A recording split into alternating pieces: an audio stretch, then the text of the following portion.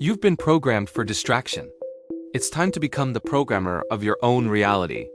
Information overload creates attention poverty. What we face today isn't distraction. It's forced mental reprogramming. Every scroll, every notification, every induced comparison isn't an accident. It's the result of an algorithm designed to hijack your mind-heart connection.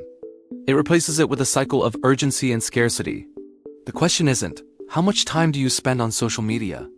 The question is, what are the algorithms doing with the infinite resolution of your consciousness while you're there? Today, we're not going to talk about productivity. We're going to talk about psychospiritual resilience in the age of attentional collapse. Do you feel your ability to concentrate fading?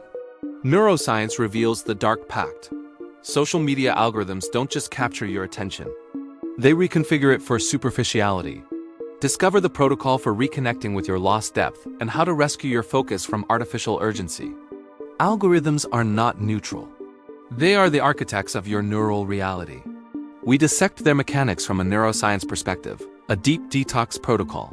Studies show that intermittent exposure to variable rewards, likes, generates the same pattern of neural activation as pathological gambling. This is not a metaphor, it is chemical addiction. Neuroplasticity, that marvelous capacity of your brain to reinvent itself, is being hijacked. It's hijacked to sculpt neural grooves of anxiety. Every time you compare your life with someone else's edited version, you activate the anterior cingulate cortex, the region of social pain. When you are in a constant state of urgency, the heart becomes incoherent. Its rhythm becomes erratic. And this message of chaos is sent to the brain.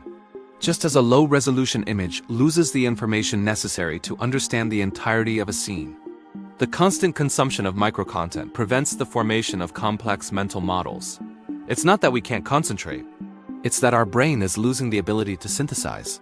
Wisdom, unlike information, requires silence, blank spaces, and incubation time. The algorithm fills each blank space with another stimulus, preventing wisdom from being born.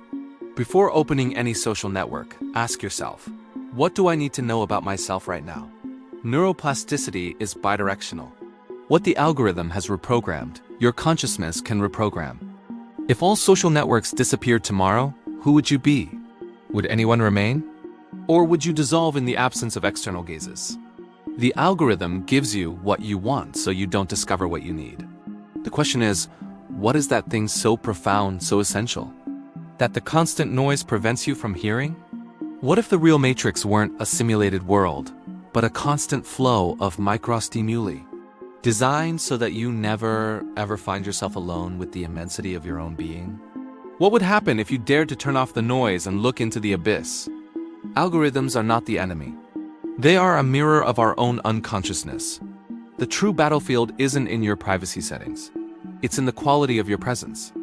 Every time you choose depth over urgency, you're voting for a certain kind of brain, for a certain kind of humanity.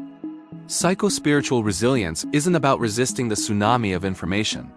It's about learning to surf its waves without losing sight of the horizon. It's not about abandoning technology. It's about ceasing to be abandoned by it. Your phone addiction isn't a lack of willpower, it's your brain being hacked by the matrix. You've received a map. You've understood the mechanics of the hijacking. You have the tools to reclaim your own neural territory. But the final question, the one that challenges my intellect and yours, the one that takes us to other frontiers of knowledge, is this. If the external algorithm is merely a reflection of the internal algorithm, who is observing both? Who is the programmer who can awaken and decide, from the deepest silence, which reality deserves to be inhabited? The answer lies in the space between your thoughts, in the moment you turn everything off and listen.